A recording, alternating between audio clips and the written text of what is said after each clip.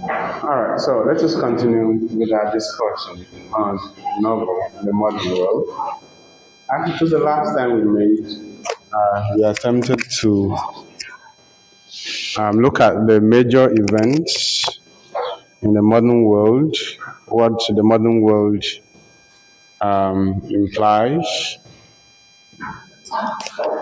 and I remember saying that in order to understand the modern world, you need to go back to the Renaissance and connect the Enlightenment and the modernity issues, the inventions, the voyages, the adventures, the travels that led to the discovery of lands, the economic activities between Europeans and other nations, leading to the need for slavery and colonialism, and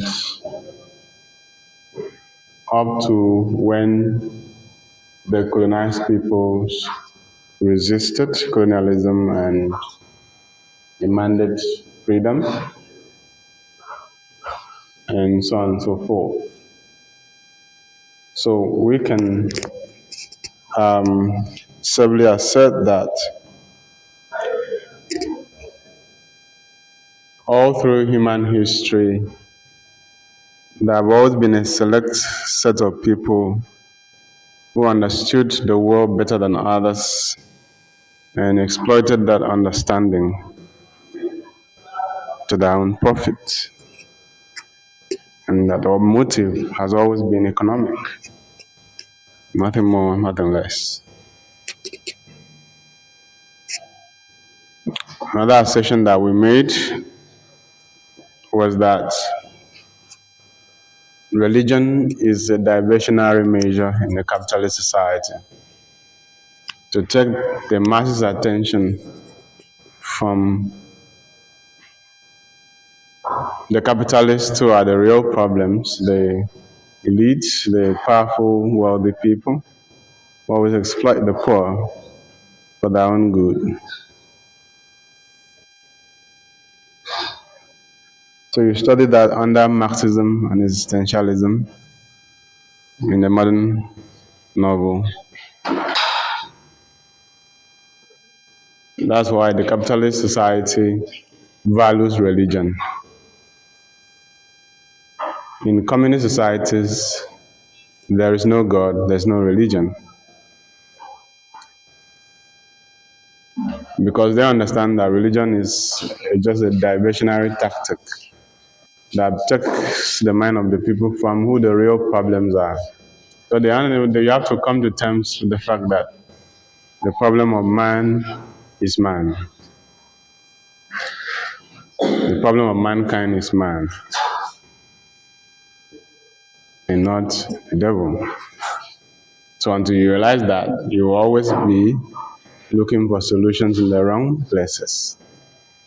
Reality. In Marxism, reality is material. To look for reality in any other realm other than the material is to work in illusion. That's what you need to understand.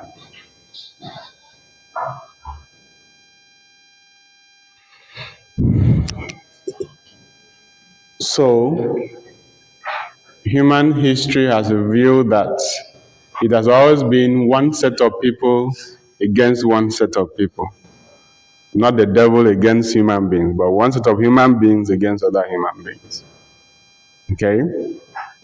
In the Reformation, it was the church exploiting the common people. Their ignorance, their illiteracy, the fact that they didn't see the Bible to read and understand. Okay? The tendency for the elite to profit from the ignorance and illiteracy of the poor persists in society. The more ignorant they make you, the better you serve their purposes. And so those who do not want to be exploited are those who bend down to study and to understand how things work. But of course, not everyone can study to the level of the elite because they always have better books, better teachers, and they can pay for better education. And so the education that you're given is just enough to make you serve the needs of the rich and powerful members of society.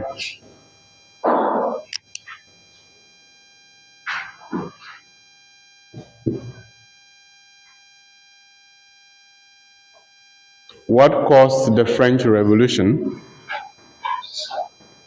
in the 19th century?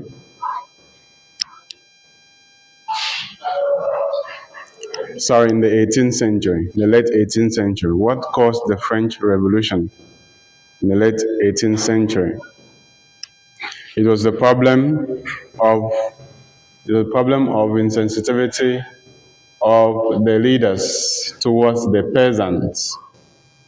So it has always been man versus man, and man versus the devil.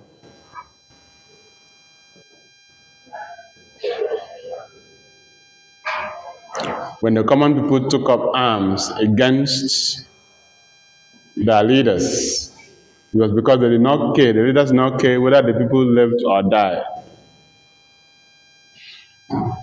So imagine if they didn't identify who their problems were, they would have still continued to pray to God, who is not their problem, who has made the earth rich and beautiful, full of resources, free, water free, land free, air free.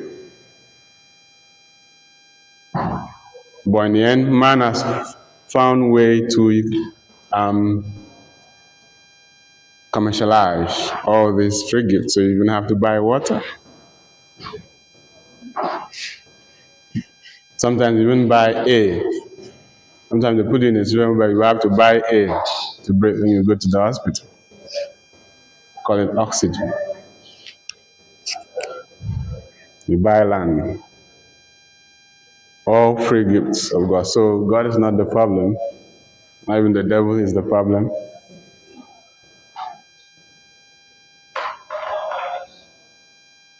So the people who worked on the land but did not see any improvement in their lives, all their labor goes to the enrichment of the feudal lords, the kings and the queens, revolted in the French Revolution against their leaders, and that led to the nightmare of many of these people being taken to the guillotine, being beheaded. You need to read about the French Revolution. And now it affected literature of the time, including English literature. So that for the first time in human history, the common people became very important. You couldn't ignore the common people anymore, because they realized that the common people are also powerful people. That is when they recognize their strength, and they recognize how powerful they are.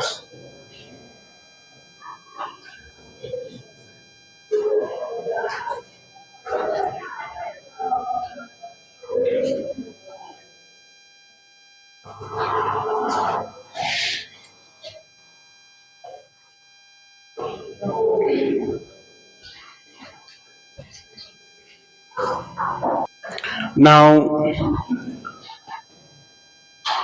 when we talk about a modern world novel, the core attention should be paid to the 20th century novel. That's novels published from the early 1900s. Novels published from the early 1900s. There's the 20th century novels. Because the 20th century marked the beginning of the modern world. The 20th century marked the beginning of the modern world. Marked the beginning of modernity or modernism. The 20th century is the modern world. Now, all those events that we talked about from the Renaissance up till the 19th century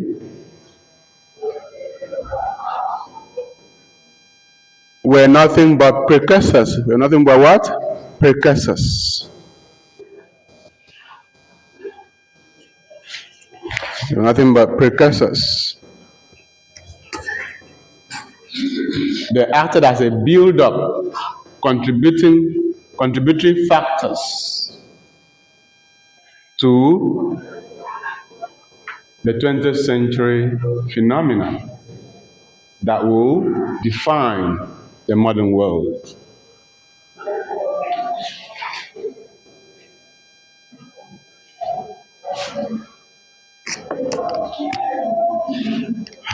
You must remember that the build-up to the 20th century modernism is rooted in science and its philosophies. It's rooted in science and its philosophies. You cannot talk about the modern world without reckoning with science and its achievements and the philosophies behind those scientific achievements.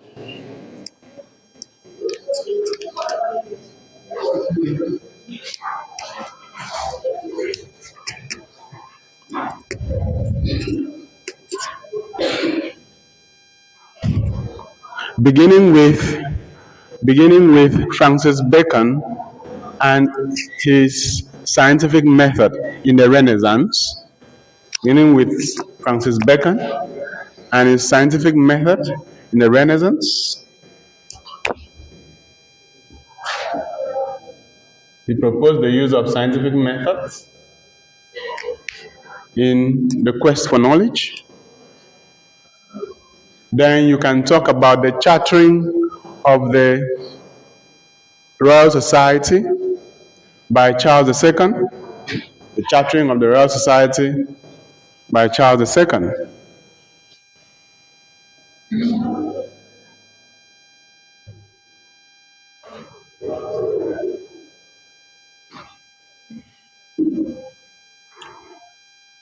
The Royal Society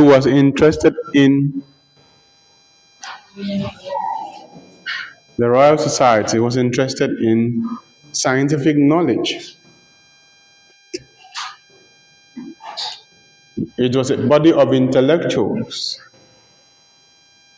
in all the fields, both science and arts. They were interested in material knowledge.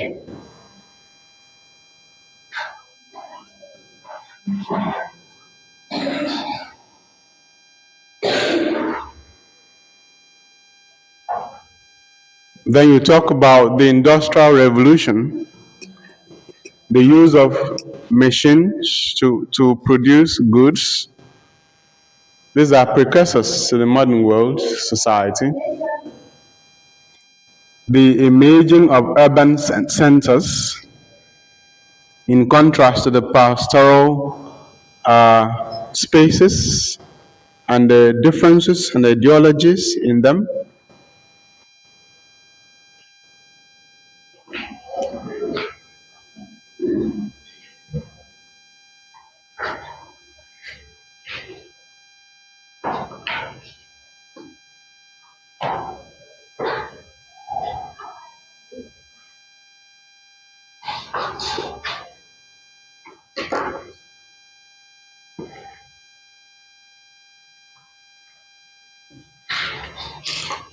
You should also pay attention to, or should recall,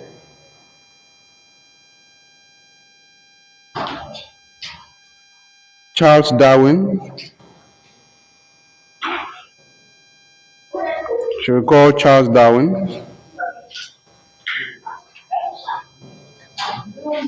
and his work on the origin of the species, on the origin of the species.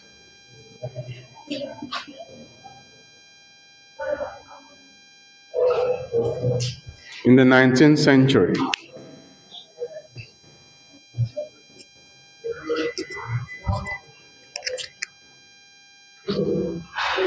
And how his theory of evolution shook the foundation of the world, especially the foundation of religious faith. Shook the foundation of the world, especially the foundation of religious faith.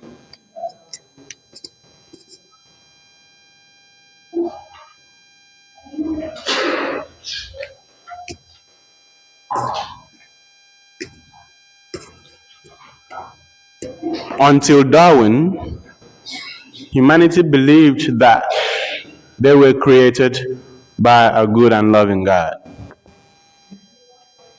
Until Charles Darwin, all of humanity believed that they were created by a good and loving God.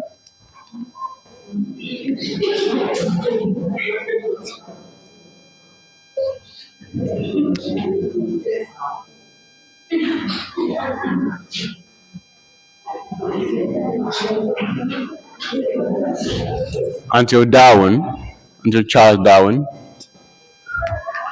human beings had the belief that God created them, that God was good, and He was loving.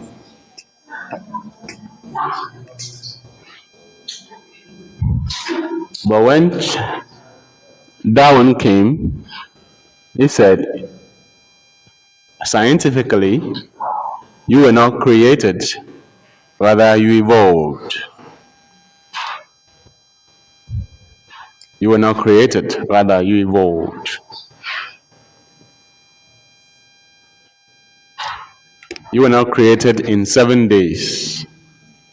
The world was not created in 7 days. It took billions of years for life to evolve on the earth, according to science.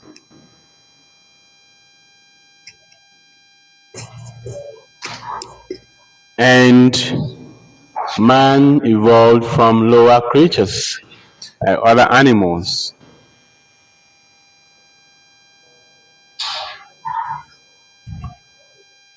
And went on to prove the animal qualities in man. And perhaps the only thing that makes man different from the other animals. Okay? Went on to prove the animal qualities in man, and perhaps the only thing that makes man different from the other animals, which is what? Reason. Man has reason.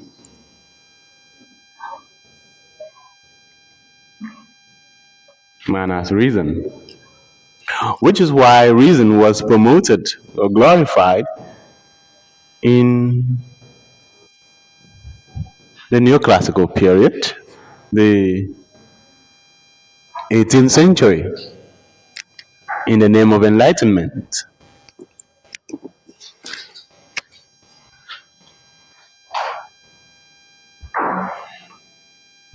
The implication then is, if you take away reason from man, it is the same like any other beast. You just take away reason from man, it will just be the same like any other beast.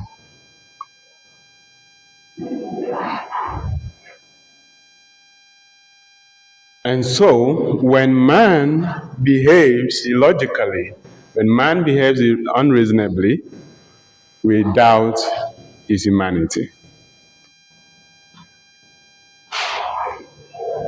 Okay? When man behaves unreasonably, logically, like killing other people, suppressing other people, plundering other people, looking down on them, then we wonder at their humanity. Enslaving other people, forcefully taking over their lands, suffocating their culture,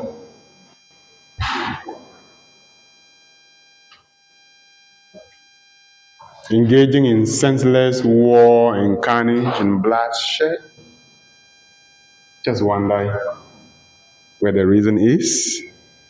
And because we can't see the reason, we doubt his humanity. Okay? So at that point, man becomes an ironic being, one who claims reason, but the reason is not seen in his actions. Because his actions are driven by greed, economic greed.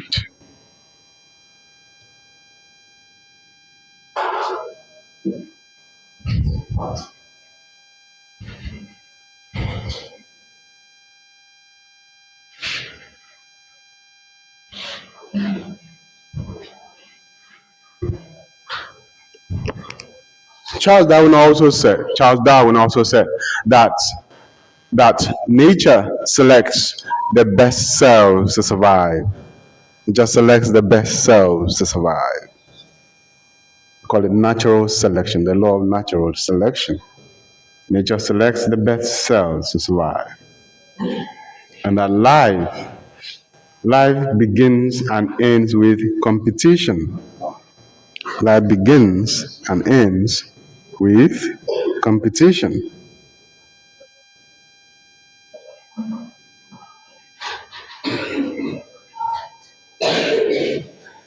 There is an illustration of how millions of sperm cells race to the egg at every birth event, and how only one of the millions will become life. Meaning that one sperm cell has to outrun the other millions to become life. So life begins with competition.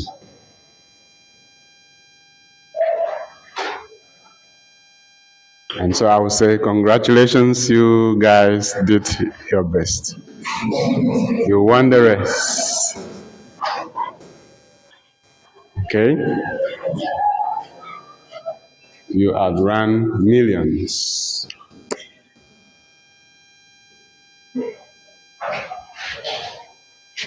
So all of you are champions.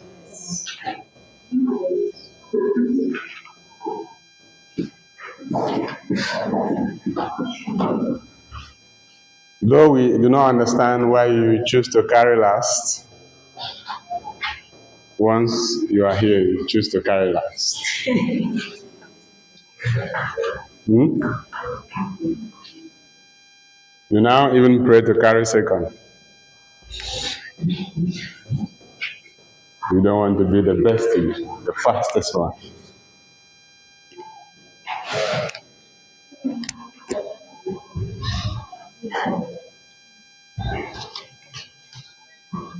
So the theory of natural selection brings up the idea of the survival of the fittest. The survival of the fittest.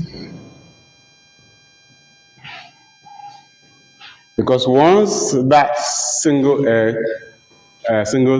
sperm cell gets to the egg and becomes live, the others die.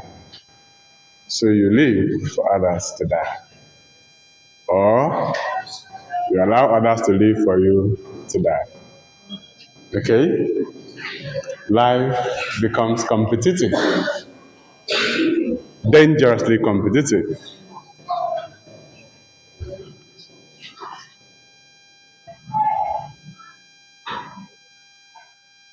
And most times this plays out in the human world, where if you show signs that you are weak, you will be suppressed, you'll be trampled upon. And people will move on to wherever they are going because you couldn't stand the stampede of survival.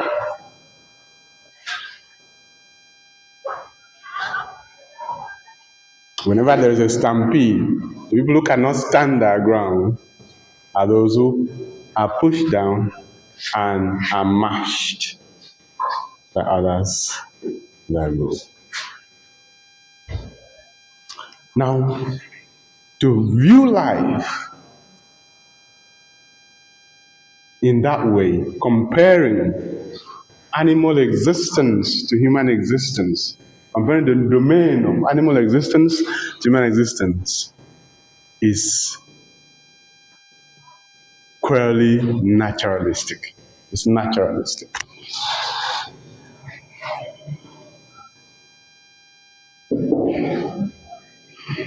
Naturalistic. It is in naturalism that we use the realities in the animal world to interpret realities in the human world.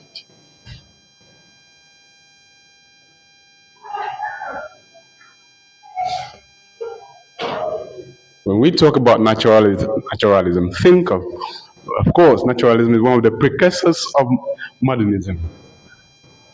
Think of it as a philosophy whereby you could use the animal domain to explain human domains, the realities in the animal domain to explain human realities.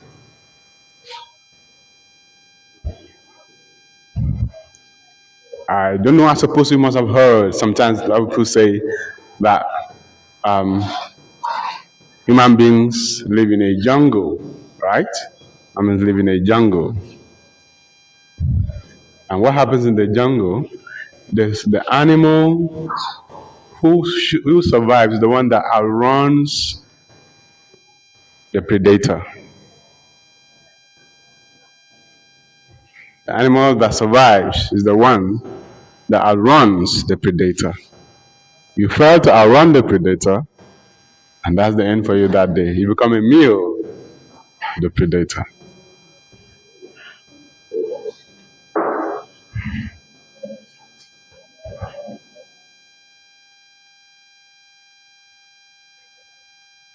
And the strongest animals tend to prey on the weak ones.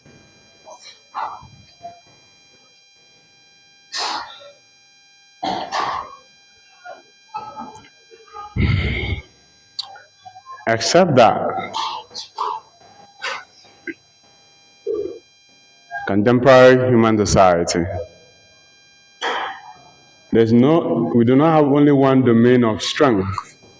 There are many domains of strength, many aspects of strength, including intellectual strength, which is perhaps the most important in our day. The muscular strength is still there, right? In case the fight gets physical.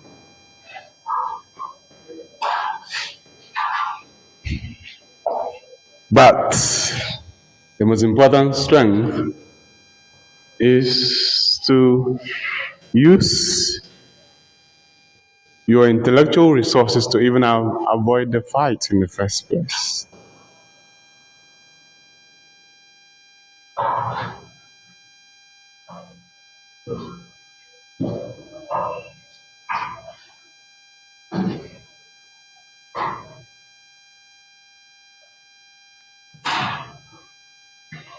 Another important precursor to modern philosophy is in the area of economics. And then there we want to talk about Karl Marx, whose ideas revolutionized society forever and forever.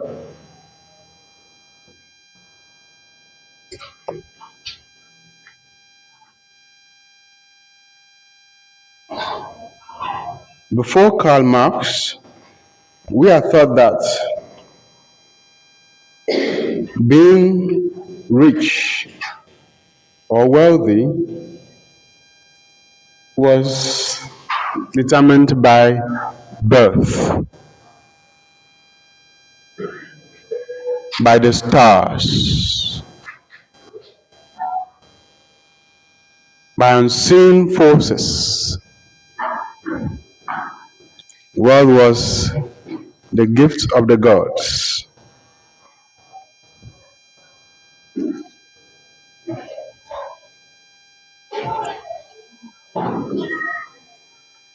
But with Karl Marx, we understood better the dynamics of human relations that make some people rich and some poor.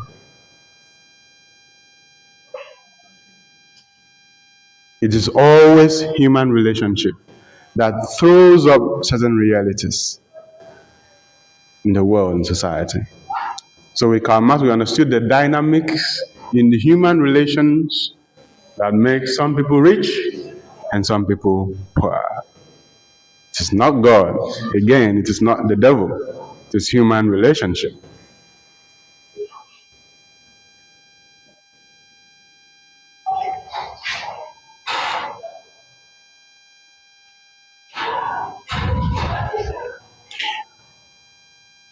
And we understood in Das Kapital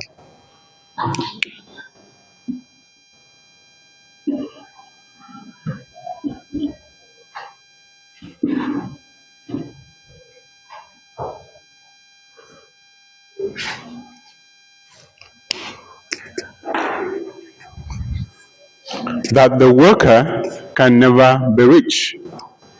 The worker who earns wages can never be rich because he is paid just enough to keep him working for the master for the rest of his life.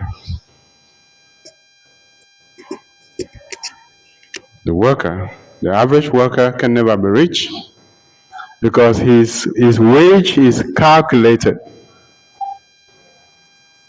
well calculated to keep him working, to make him a slave of work, to make him dependent on the work and the pay, the salary, for the rest of his life. He's just paid enough to keep him from month to month working for the master.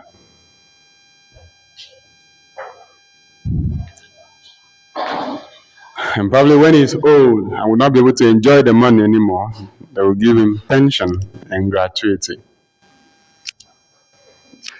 And when he collects it a few days after he will die and hand it over to the children. Okay?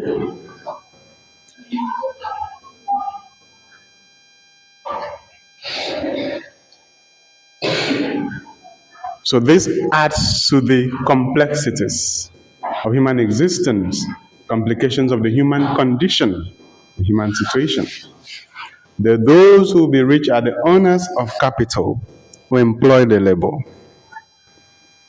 Those who average, those who will be rich are who? The owners of the capital, call them the capitalists, and the employers of the labor.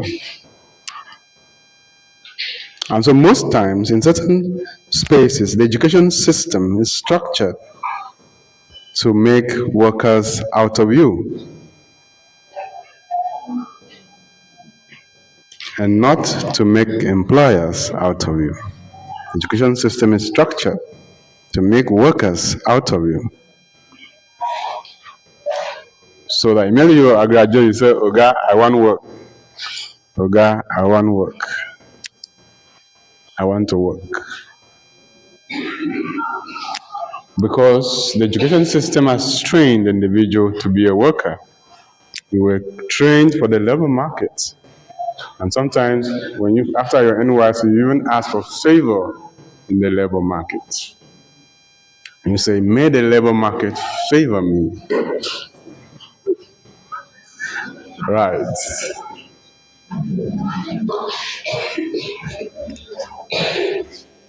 Because you have the belief that it's better to survive from month to month. Survive from month to month. You are happy. Okay? When you have the employment, you go to church and give testimony, and you praise God that He has answered your prayer.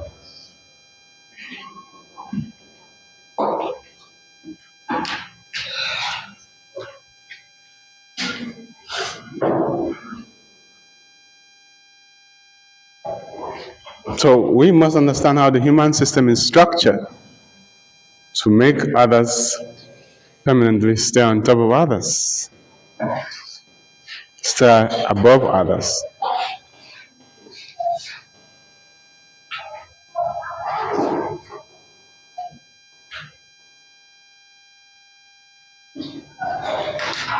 So it is only when workers understood this situation that they started demanding for better conditions of service, better wages,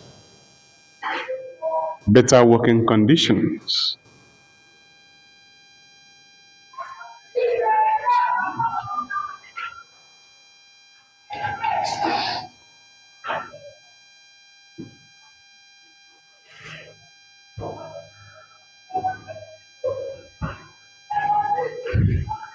And then we also understood that human history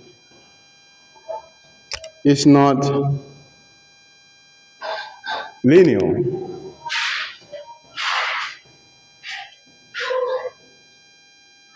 Human history is not linear. Human history is not linear.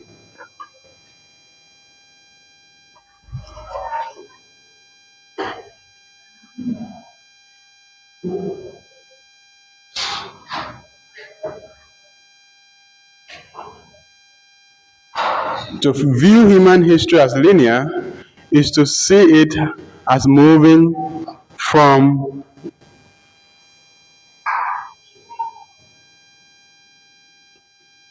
point A to point B in a progressive fashion, in a progressive manner.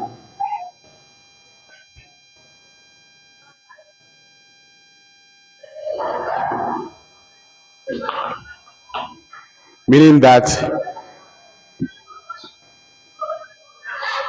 today is better than yesterday. That we move from yesterday to today, we are making progress.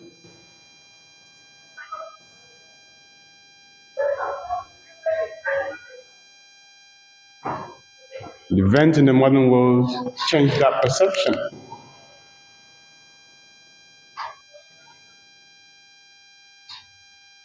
And then we also understood that human history is not teleological. Human history is not teleological.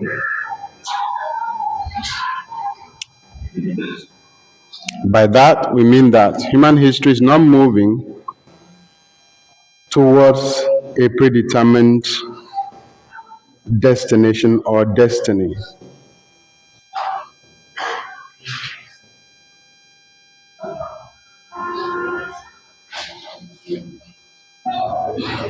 Teleological is spelled Teleological. Teleological. Human history is not teleological. Teleological. That is, it is not moving towards a predetermined purpose or destiny. We are not heading somewhere designed, finished, completed.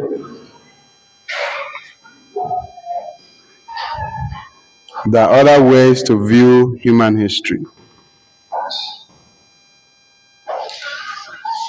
What if history does not have, if our progress, or what if we are not making progress at all? What if we don't have a purpose on the earth at all? What if the whole earth does not have a purpose, a predetermined purpose or destiny? I think you can imagine what that does to the psyche of man. Because man needs to live in a space that has purpose. For instance, people are made to believe that the whole existence is about living well so that they will go to heaven. All right? They're supposed to live well on the earth so that at the end they will be in heaven. That's the purpose. Heaven is the goal. So you take that purpose away, then what is the meaning of life? Okay? So supposing there's no such purpose, no such end, how will you convince people to live a good life? Just think about it. So you need to understand that ideologies are in place to serve certain purposes.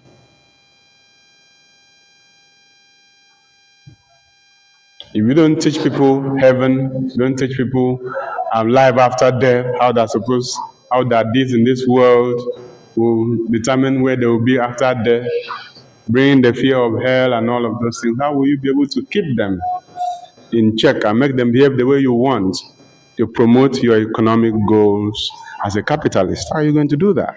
It will be difficult. So you have to give them purpose. Tell them that there is hell that they will face if they don't live a good life.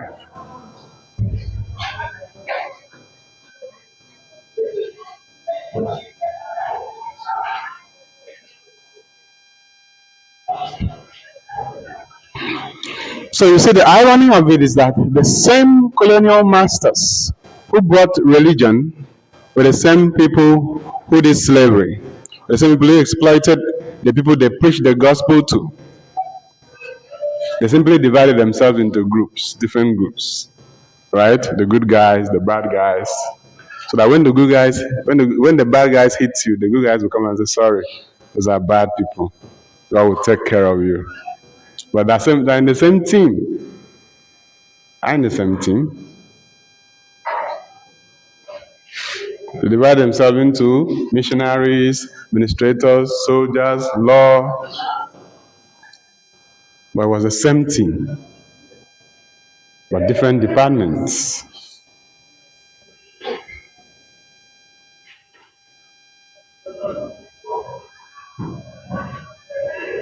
So it was ironic that the same white men who preached the love of God were the same white men who killed our people, who looked down at people, who kicked them. Even the priests kicked the members.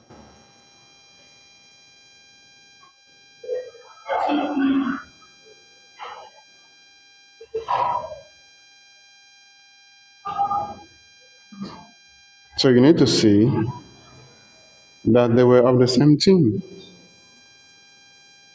acting the same script in different ways.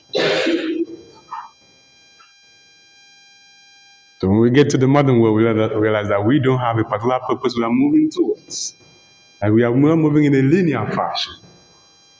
And sometimes the world tends to go forward and then suddenly it goes, we're back.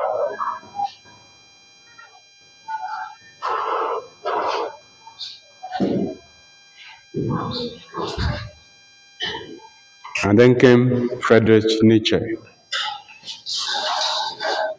Friedrich Nietzsche. See, one of the precursors of the modern world, one of the philosophers whose ideas contributed to the philosophy of the 20th century modernism, Friedrich Nietzsche.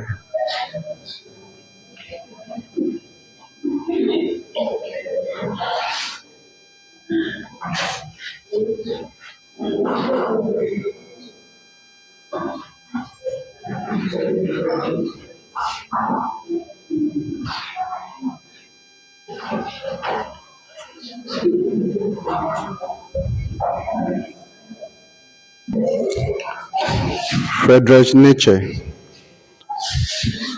Friedrich F-R-I-E-D-R-I-C-H. Nietzsche. N-I-E-T-Z-S-C-H-E.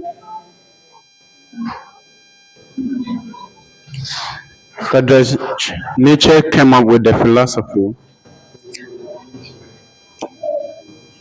that doubted the existence of God. He came up with a philosophy which doubted the existence of God.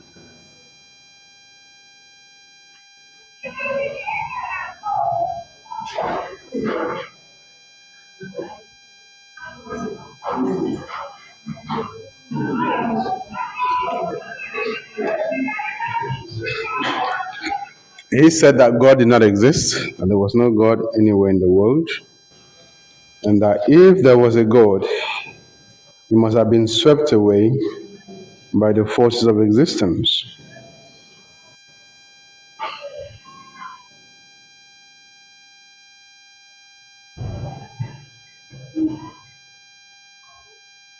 If there was a God, God would have been swept away by the force of existence, just like any other being.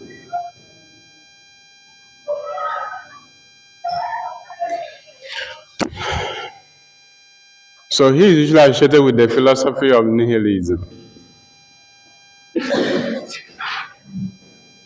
which is one of the precursors of modernism.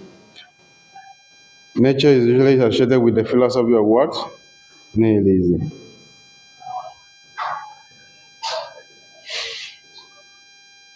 Which is a precursor of modernism, modernist philosophy.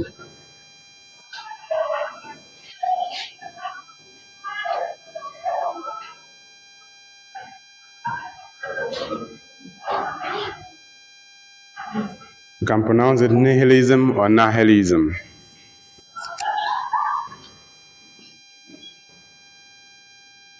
It is a philosophy that rejects all the principles of an organized society, including religion. It's a philosophy that rejects all the principles of an organized society, including religion. The nihilist does not believe in religion, does not believe in the structure of an organized society, does not believe that life has a purpose.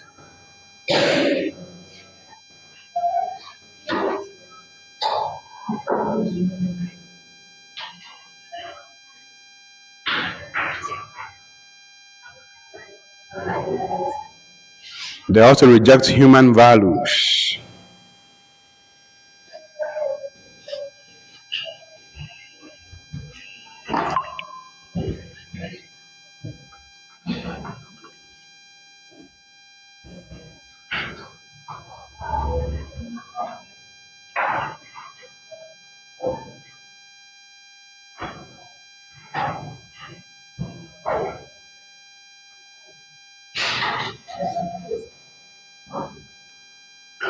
The nihilist character is isolated.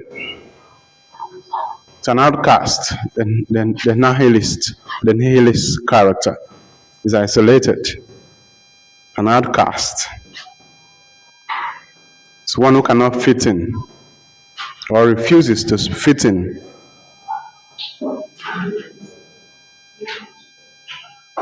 It's one who does not fit in to the structures of an organized society.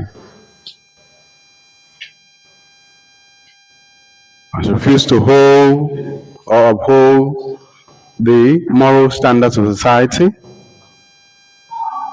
or the generally accepted beliefs of the people.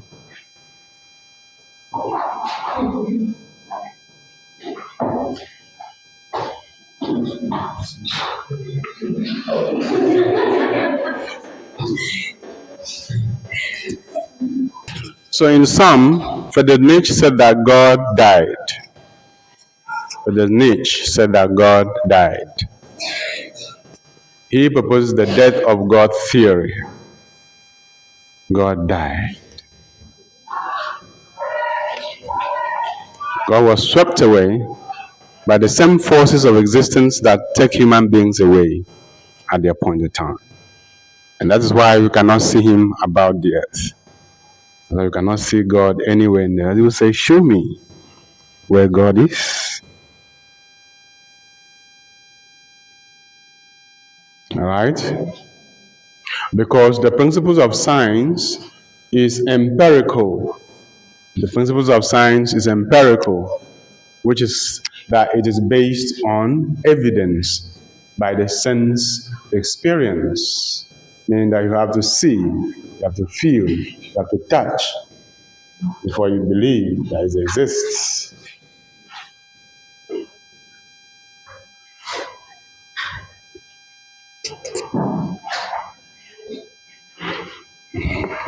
Of course, when Nietzsche died, his enemies mocked him.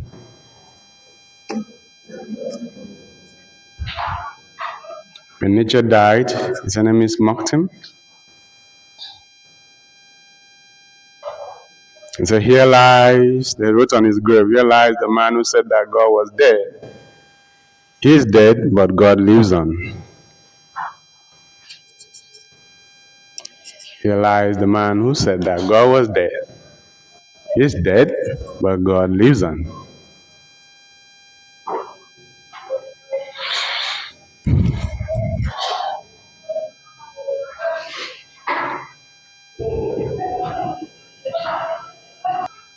All right, let's move on and talk about the events that promoted the philosophies of the modern world. We'll start with the world wars.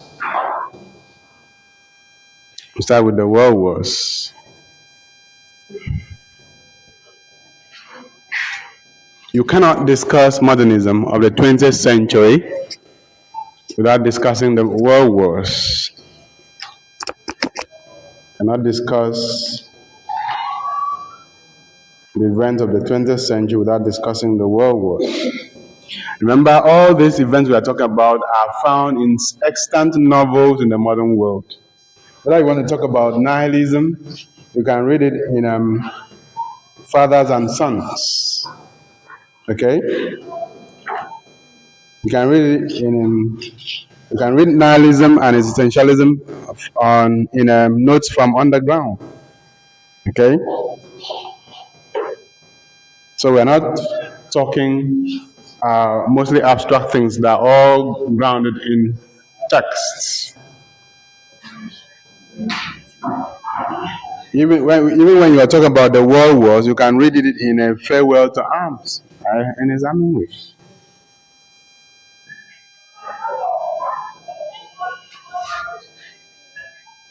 So all these issues are tied to text, because that's what will make it literature at the end of the day.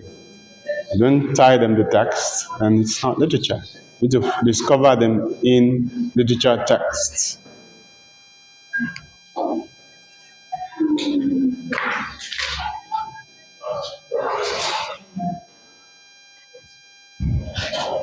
Now, the First World War occurred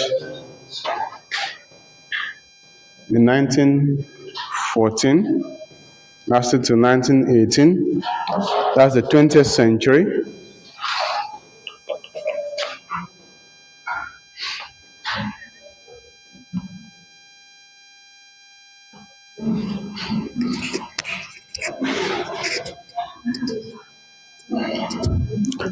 Now,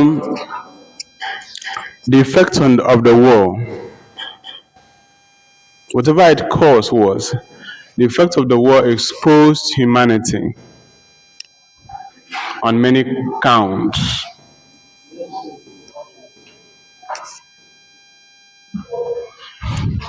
In the first place,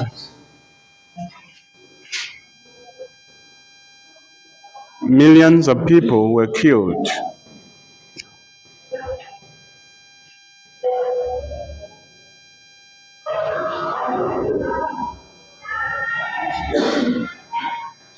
Millions of people were killed, And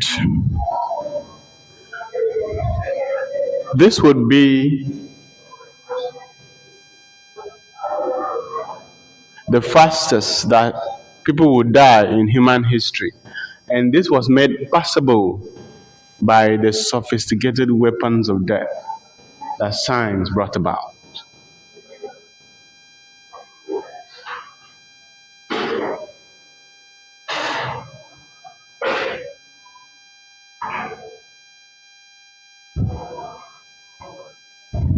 So,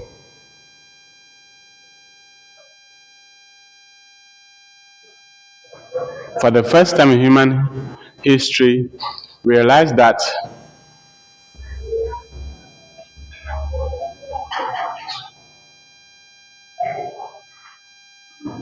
man was capable of so much evil.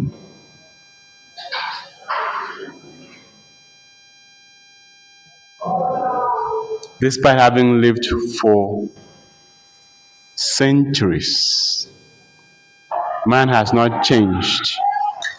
He has not progressed in his reason. In fact, it seems he has been getting worse in his reasoning.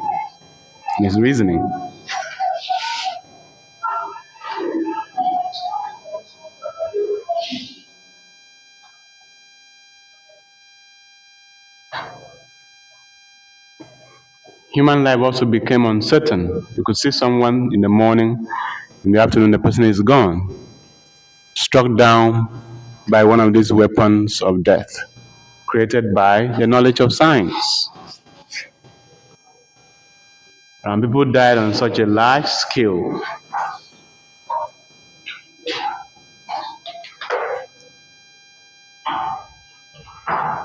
There was utter disregard for the value of human life.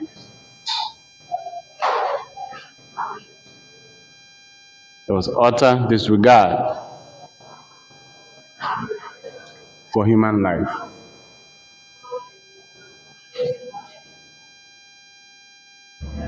That's why they say people die like chicken.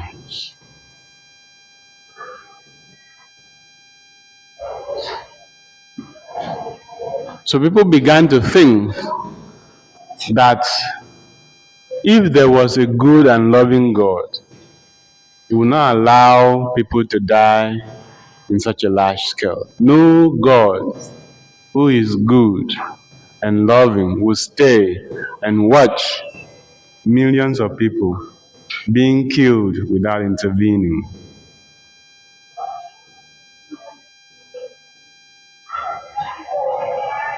So this is why doubt on the existence of God is a major zeitgeist of modernism.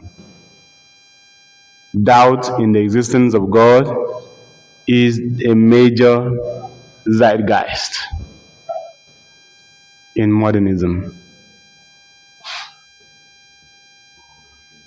Which God will sit back and watch millions of people being killed between 1914, 15, 16, 17, 18, or 5 years without intervening, without doing something about it? Either it did not exist or it did not care about the plight of the people. Either that God does not exist or he doesn't care about the plight of the people. That was the sentiment.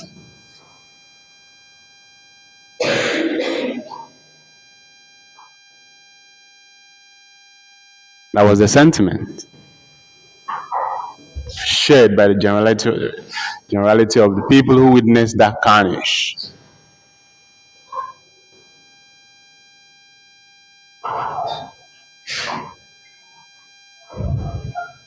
And so we now realize that human history was not getting better as we move from one point to another. We were not making progress. We were going back and forth, or we were even moving in a circle.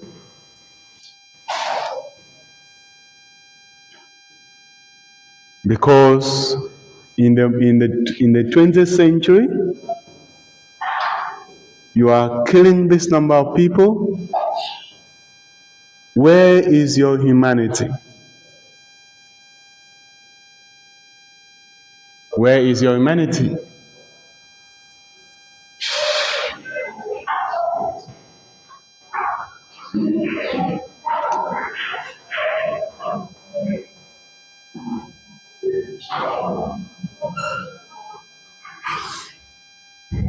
Where is your humanity? You've done these deeds. Okay? And people were asking these questions post slavery. Because by the 20th century, slavery had been abolished. And we are not even talking about the crimes of slavery, of selling other human beings for money, working them to death because you think they're inferior. We're talking about the 20th century. We have come a long way from the classical period, from the medieval period, and yet you've not made any progress. You simply move from year to year. So it casts doubt on human history having a purpose as we move from point to point. Or that we were making any progress.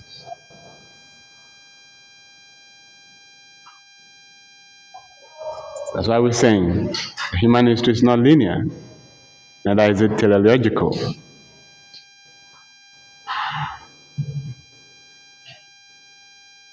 Because sometimes we behave like the medieval people, even worse than the medieval people. People did not die in that number in medieval times. They didn't have the capability to kill so much. They couldn't even kill so much.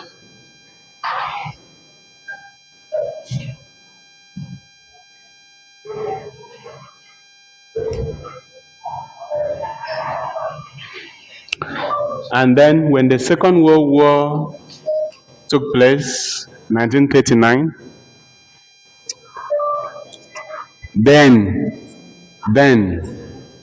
we realized that man can never learn from his mistakes. And the Second World War occurred in 1939. How many years apart? We learned that man can never learn from his mistakes.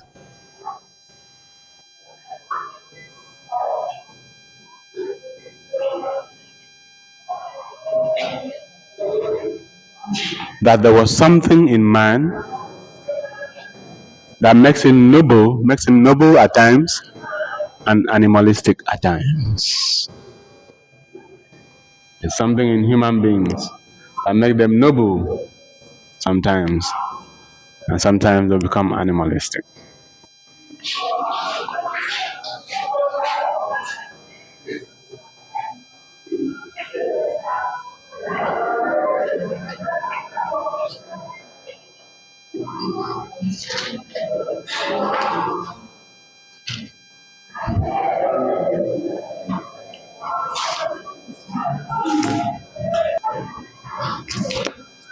So again, human relations played out, because in the Second World War we saw the extermination of the Jews, the open expression and practice of anti-Semitism,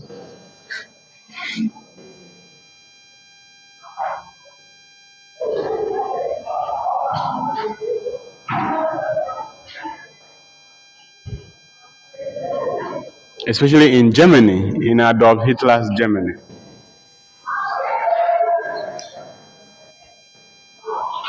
The attempt by one race to pretend over the other races. not even black, but other white races, because they saw themselves as superior, the best. So this tendency in man to dominate others, to suppress others, is continual throughout history.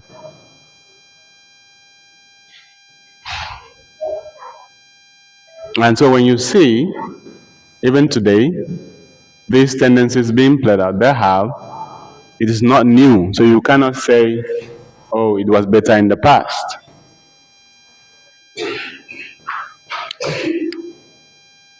It only evolved into different things. But it's the same thing, but different realities, different times.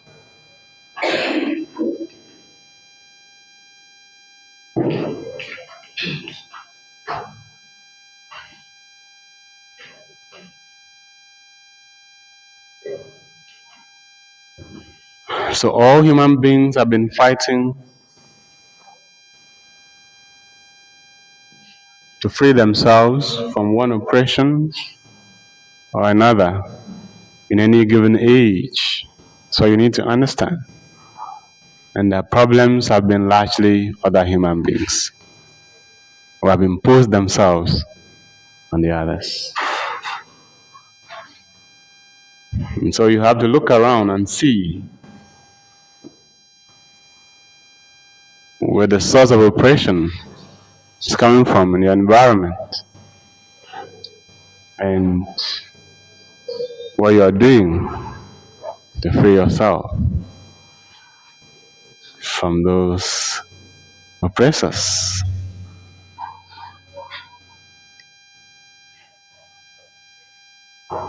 You have your methods. You can choose to pray to God, or you can choose to take matters into your own hands.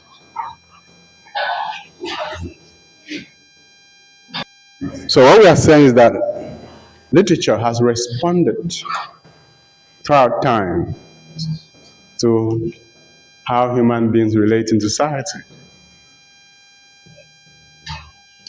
And this time we want to focus on how literature has responded to human relations in the modern world, taking into consideration all the issues that we have mentioned, in which we are going to talk about one after the other going forward.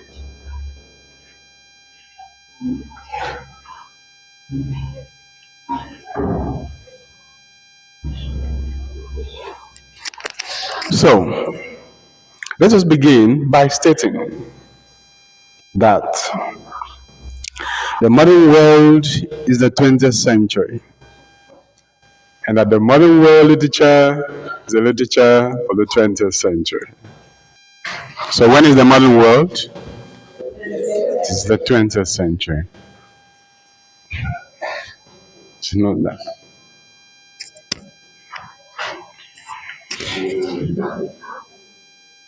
The popular novelists of the 20th century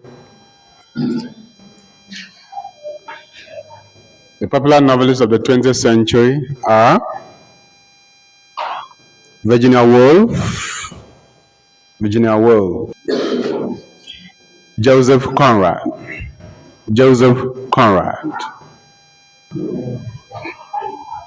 James Joyce,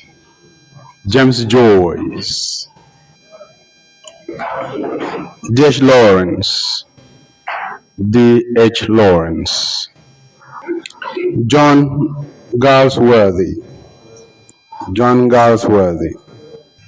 Then we have Catherine Mansfield.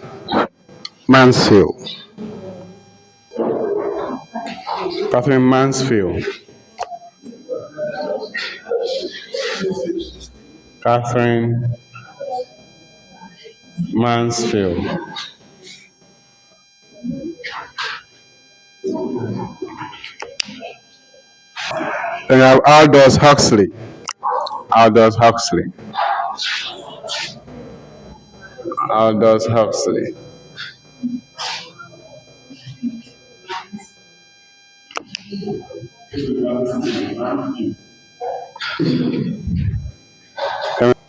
Joyce Carey. Joyce Carey.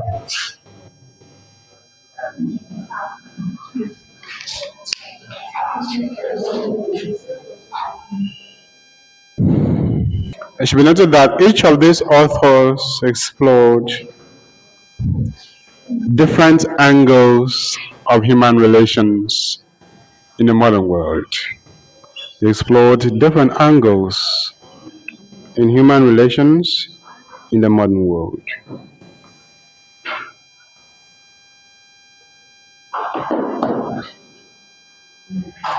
Because you see, in the modern world, human relations changed. In the modern world, human relations changed drastically and considerably. And by human relations, we are talking about the relation between masters and servants,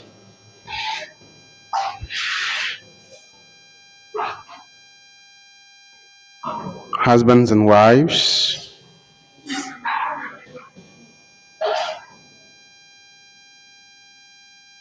parents and their children, the leaders and the led.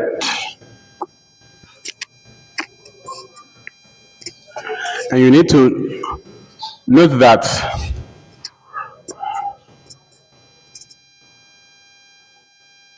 the alterations in these relationships was marked by instability and upheaval. Marked by instability and upheaval. So the oppressed in any of the binaries of human relations needed some changes to be effected.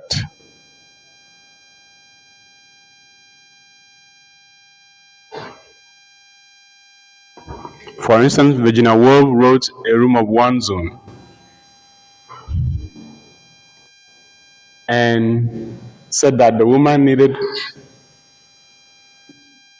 a space for herself, a room for herself in the house. But that room, that space is not only a physical room, which was denied the woman,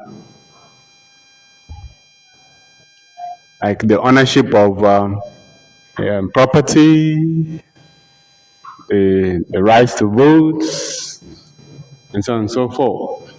So the room metaphorically stands for all the rights that the woman needed in order to be independent. So a room of one's own, freedom of speech, freedom to own property, freedom to have our own life, and not be independent. So that was how the relationship between the man and the woman changed in the modern world. That was how the relationship between husband and wife changed in the modern world. Because women demanded more rights. Okay?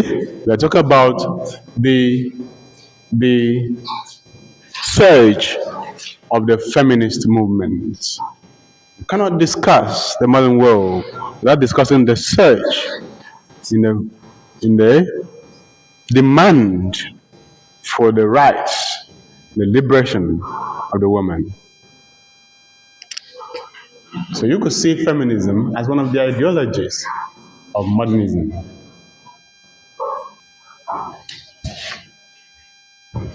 In discussing the novel in the modern world, you also have to grapple with existentialism as a philosophy of the modern world.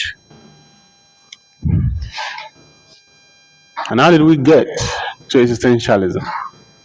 How did we get to existentialism?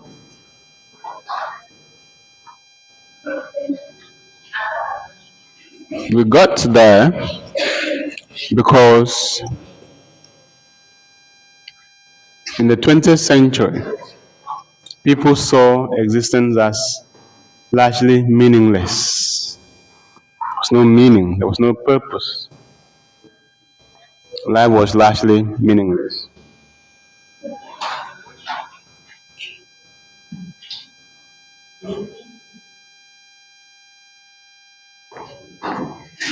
With no God,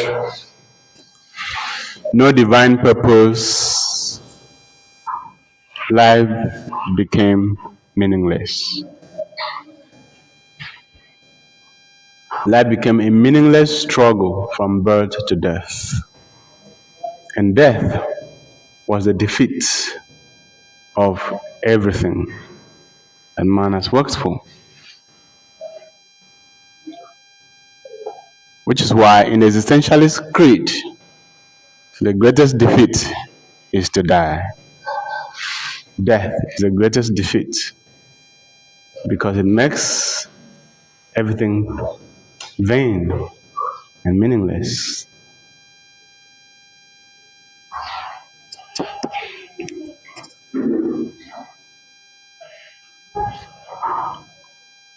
Which is why people tend to bring up the philosophy that there should be a purpose after death. Life does not just end like that in death. It will be too meaningless for it to be over at death. And so let's say, let there be another purpose after death, so that you will not have lived in vain. But in existentialism, it all ends at death.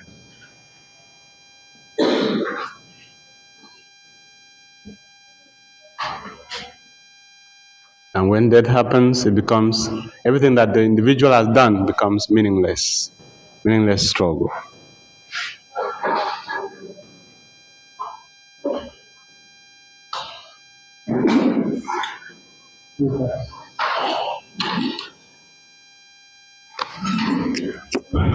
Let us look at the character.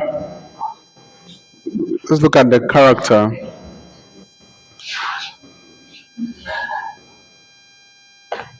of the modern world literature.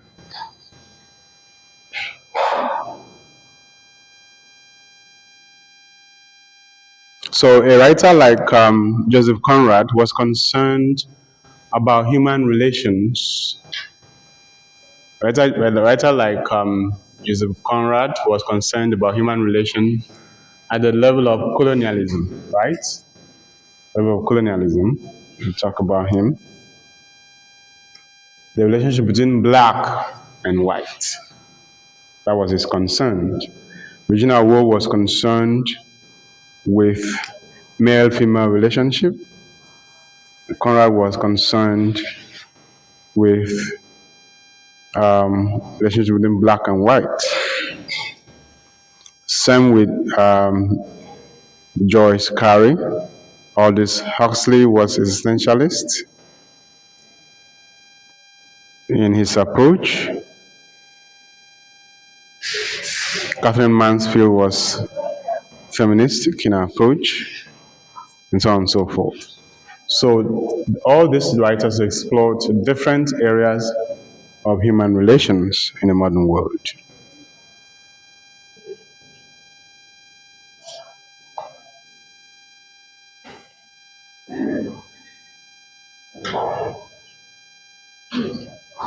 So when you look at the causal line, you could see that everything is covered.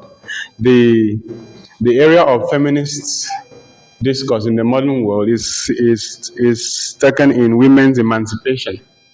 You see on the causal line, women's emancipation. Existentialism is there. Existential and absurdism is there, and so on and so forth. So having done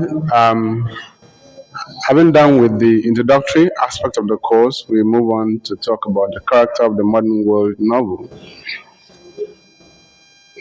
The character of the modern world novel.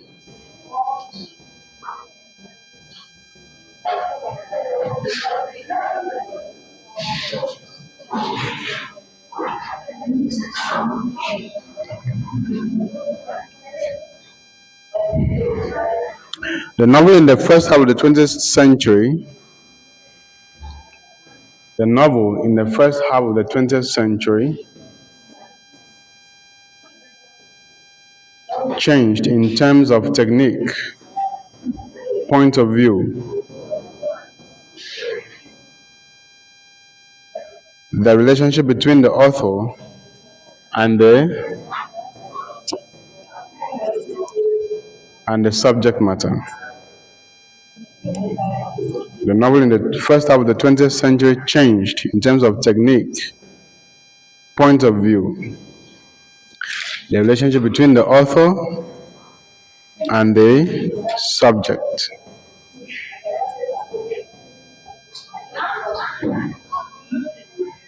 Normally, when we talk about modernism, we are talking about a break with tradition. When we talk about modernism, we're talking about a break with tradition.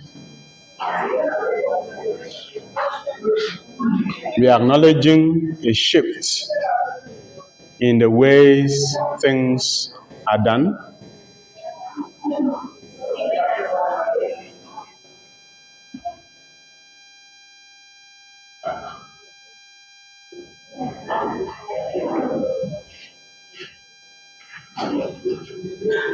So this break with tradition also affected literature.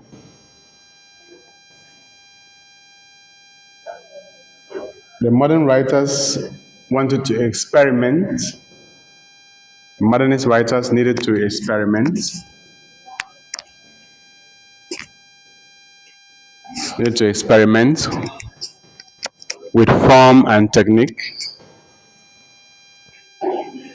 They wanted to do things differently compared to how they were done in the past.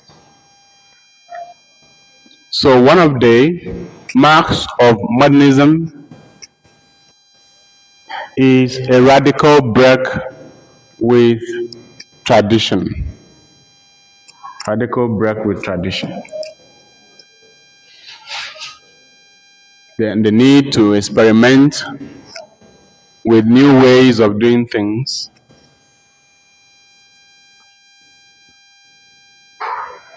new ways of writing, new style for literature.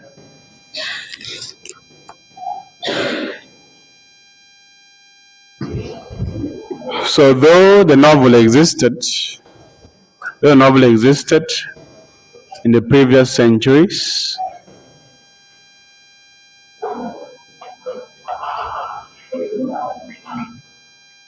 say as far back as the 18th century, when we got to the modern world, the 20th century, there were marked shifts in the crafting of the novel. There were marked changes in the crafting of the novel.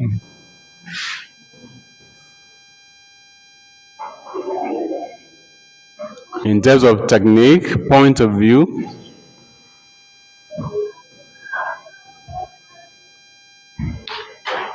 and the relationship between the author and the subject matter.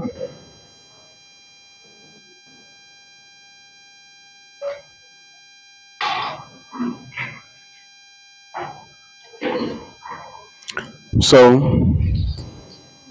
we will take the class from here when we meet again next week.